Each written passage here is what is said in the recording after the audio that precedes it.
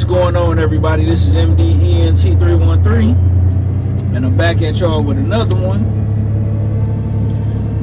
Oh man, listen, one of my favorite fighters, my number 2 favorite fighter, right behind Deontay the Bronze Bomber Wilder, Errol the Truth Spence Jr. He comes out on Twitter and admits, drinking played a big part in his career.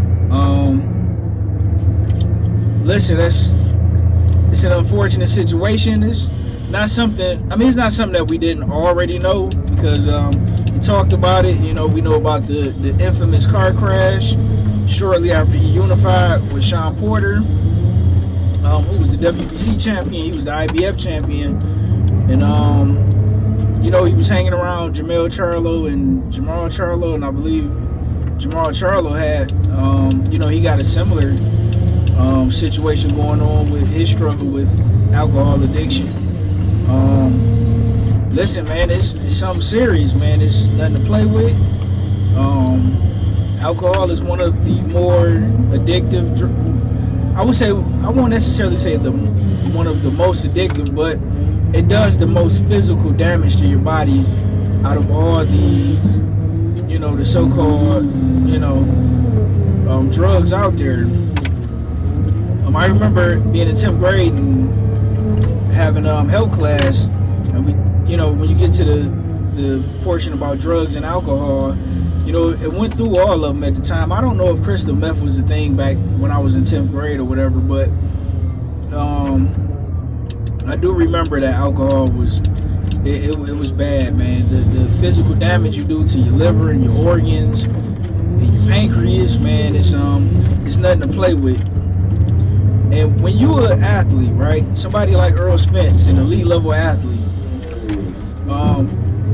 when you fight other elite athletes or playing with other elite athletes, the margin for error is slim, extremely slim.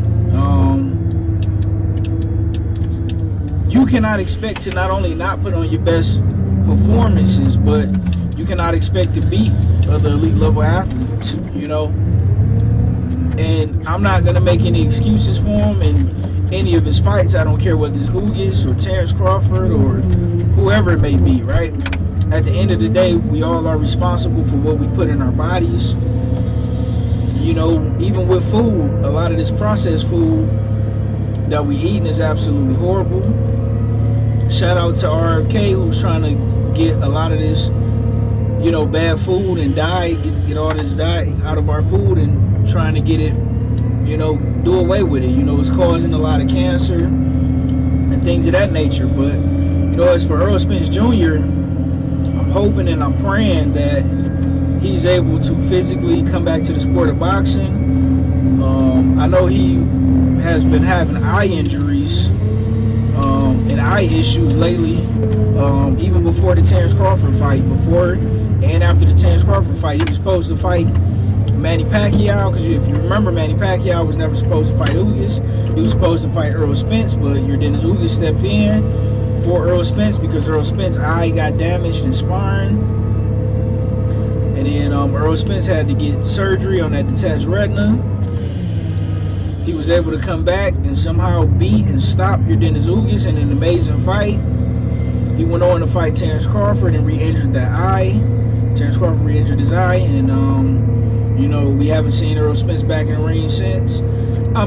Since he got in the ring to call out Sebastian Fedora. But, as far as seeing him in there fighting, that's a recipe for disaster. You already got eye injuries, then you got the drinking problem. In addition to that, I don't know if you guys remember, but Errol Spence also admitted to, not keeping himself in shape. And that was back in, because everybody asks about what happened with Sean Porter. Why was that fight as hard as it was? But Sean Porter makes everybody struggle. Even Terrence Crawford, who stopped Sean Porter, he even struggled with Sean Porter, at least, for a while, till he ended up stopping him. But Errol Spence said, I wasn't training like I was supposed to train. Things of that nature. What do you say? I wasn't training like I was supposed to train, and instead of having like fight camps, he would spend the majority of his camps, instead of, you know, training as far as, you know, preparing for the fight, he would spend a lot of it. He would be having a lot of fat camps where he would spend the majority of the time trying to lose weight because he wasn't dedicating himself to the sport of boxing. That's why we have to appreciate those while they're here. We got to appreciate guys like Terrence Crawford, you know, one of the very few who take the sport of boxing extremely serious. We got to appreciate guys like Deontay Wilder. We got to appreciate guys like Devin Haney, guys who never cheat the sport, you know. We got to appreciate guys like Shakur Stevenson,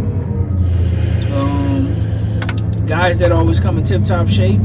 You know, if Sean Porter was still active, I would say the same about Sean Porter, because Sean Porter's another one. You know, he lived the fighter's lifestyle. He lived a clean lifestyle. He was always in tip-top shape. He always stayed ready, always stayed motivated, stayed hungry, stayed disciplined. And listen, there's not too many guys like that. That's why guys who live that particular lifestyle, you know, they always ascend to the top of the sport, and they tend to hold that top spot for a very long time, i.e. Floyd Mayweather Jr., right? You know, I'm not going to beat up on Errol Spence too much because none of us are perfect. You know, we all struggle with something. And I'm always give Errol Spence credit because Errol Spence is the epitome of holding himself accountable. Errol Spence, he's always been open and honest with his fans, which is why we love him, which is why we appreciate him. But he's always open and honest about what's going on in his life, you know, things that he struggled with, whether it's, you know, not training and working out like he should, whether it's, you know, him having a drinking issue, you know, whatever it is, man. We appreciate Errol Spence. We love the brother Errol Spence over here on this channel, and we wish Errol Spence a speedy recovery to get back in the ring. We miss seeing you fight. I miss seeing you fight. I appreciate everything you gave to the sport of boxing. And one thing I'll always say about Errol Spence, that's one guy that I've never seen ever duck a fade. Regardless of how much people like him or don't like him, he never cheated the sport of boxing. I mean, as far as giving us the fights we wanted to see, he may have not always been as dedicated and as disciplined as he could have been, but he always gave us the fights we wanted to see. And as a boxing fan and as an Errol Spence fan, I will always appreciate that, and I will always be grateful for that. But you guys let me know what you think in the comment section. Like, share, and subscribe to the greatest sports show on YouTube. And with that being said, ladies and gentlemen, I'm out. Peace.